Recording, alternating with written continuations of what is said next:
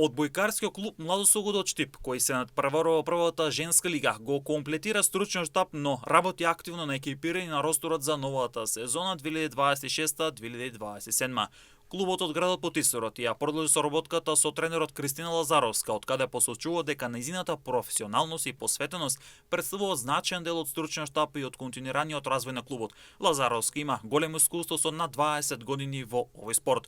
Од клубот потврди дека Благој Тасев ќе продолжи да го води Младо Сугодо и во новата сезона. Се работи за тренер со повеќе од 2 децени искуство во одбојката. Низ неговата кариера предводел повеќе од 15 екипи, со што зад себе има големо искуство. Во стручен штаб ќе работи Иван Ристов како кондиционен тренер. Од клубот посочува дека како доктор и фитнес тренер Ристов ќе продолжи да работи на физичката подготовка, превенцијата од повреди и унапредувањето на индивидуалните и тимските перформанси на одбојкарките.